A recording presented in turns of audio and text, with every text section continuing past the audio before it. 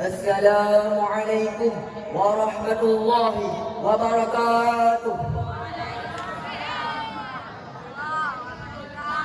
Alhamdulillahilladzi hadana lihada wa ma kunna linahtadiya laula an hadana Allah. Ashhadu an la ilaha illallah wahdahu la syarika lah wa ashhadu anna Muhammadan abduhu wa rasuluhu la nabiyya ba'dahu. Pertama-tama di awal langkah yang paling utama, marilah sama-sama kita memuja dan memuji kehadirat Allah Subhanahu wa taala, yang mana oleh Allah yang telah memberi kita beribu-ribu nikmat, di antaranya adalah nikmat iman dan nikmat Islam.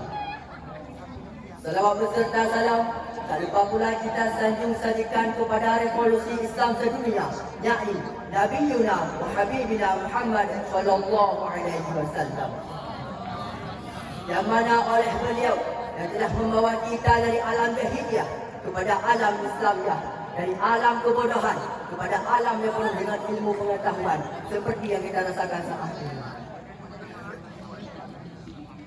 Kata-kata ta'zimul ikaman saya pertama sekali kepada Al-Mukarram, yaitu Abadi beserta keluarganya, dan kata-kata ta'zimul ikaman saya kepada seluruh dewan guru, baik yang mengajar waktu malam maupun yang mengajar waktu siang.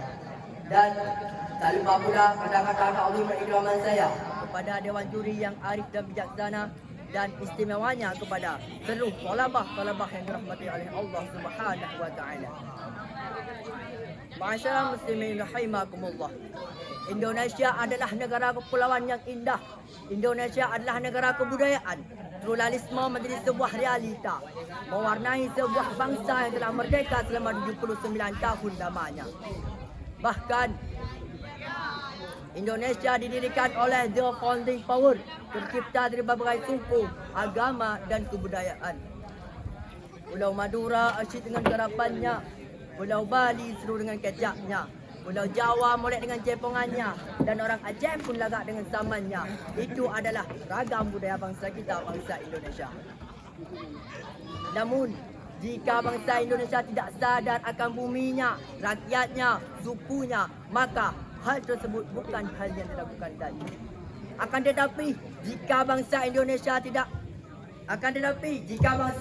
sangat mudah diganggu oleh bangsa lain, multi budaya akan terkoyak, kemajmukan akan menjadi kezaliman, beda agama bukan lagi menjadi kekuatan. Merajut ukhuwah insan kenangan, rasisme pun muncul ke permukaan. Oknum agama menawarkan kemurtadan, akhirnya runtuhlah persatuan, hancurlah budaya bangsa kita Indonesia.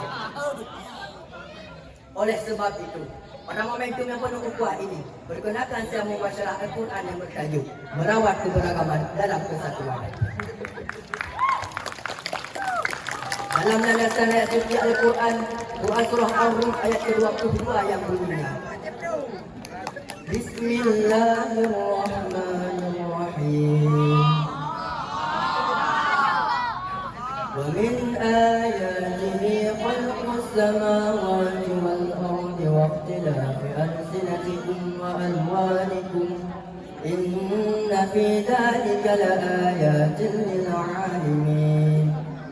Yang artinya, di antara tanda-tanda kebesaran Allah Subhanahu wa taala ialah diciptanya langit dan bumi dan berlain-lain bahasamu, warna kulitmu. Sesungguhnya pada demikian itu benar-benar terdapat tanda-tanda bagi orang-orang yang mengetahuinya. Ma'asyiral muslimin rahimakumullah. Menurut Imam Ibnu Katsir dalam tafsirnya, tafsir Ibnu Katsir menjelaskan bahawa ada di antara tanda-tanda kebesaran Allah Subhanahu wa taala ialah diciptanya langit dan bumi dan berlain-lain bahasamu. Orang Madura dengan kalimat Daroma Kuburu, orang Makassar bilang apa kareba, orang Bandung pun mengatakan kumahak demang, dan orang Aceh pun mengatakan kuhaba. Itu adalah ragam budaya bangsa kita, bangsa Indonesia, yang menunjukkan sesuatu kebesaran Allah terhadap bangsa kita, yang dibungkuskan dengan bungkusan Bhinneka Tunggal Ika, berbeda-beda namun tentang satu tujuan.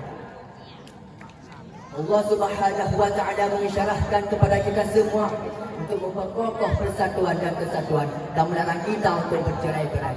Ini terangkai dalam Quran surah Al-Imran ayat 103 yang bunyi, Bismillahirrahmanirrahim.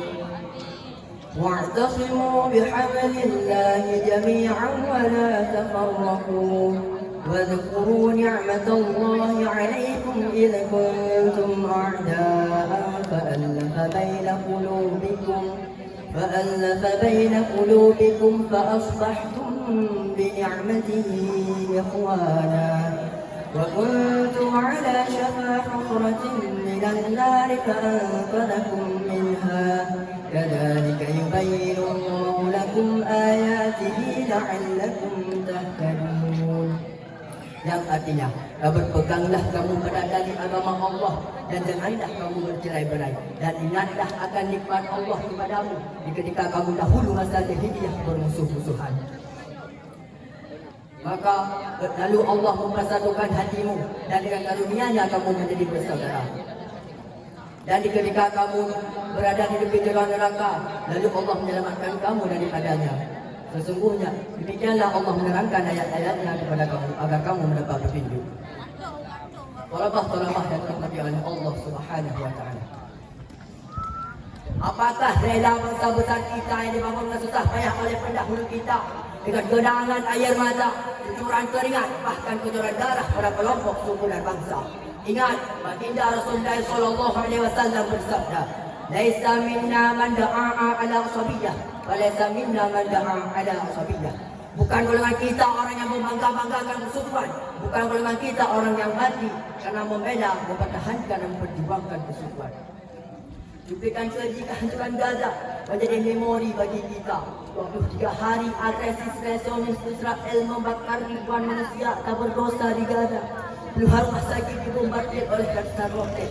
Percikan darah balita dan parosa di Gaza sehingga menghembus nafas terakhirnya di pangkuan sang ibunda. Awan Palestina berwarna merah bercampur duka. Sambil mendengarkan petikan Allahu Akbar dan diakhiri dengan kalimat Inna lillahi wa inna ilaihi raji'un. Itulah dampak tiadanya merawat keberagaman dalam kesatuan yang baik. Betul apa tidak? Lantas, bagaimanakah Islam menyikapi persoalan tersebut? Sebagai jawabannya telah tercantum dalam Quran surah Al-Hujurat ayat 13 yang kelima. Bismillahirrahmanirrahim. Ya ayyuhan nasu inna khalaqnakum min dzakarin wa untha wa ja'alnakum syu'uban wa qabaila lita'arafu. Inna akramakum 'indallahi atqakum. Innallaha 'alimun khabir. Yang artinya, hai manusia, sesungguhnya kami mencipta kamu dari seorang laki-laki dan seorang perempuan dan bersuku-suku dan berbangsa-bangsa supaya kamu dapat saling kenal mengenal. Sesungguhnya orang yang paling mulia di antara kamu di sisi Allah ialah orang yang bertakwa kepadanya. Sesungguhnya Allah Maha mengetahui dan Maha teliti.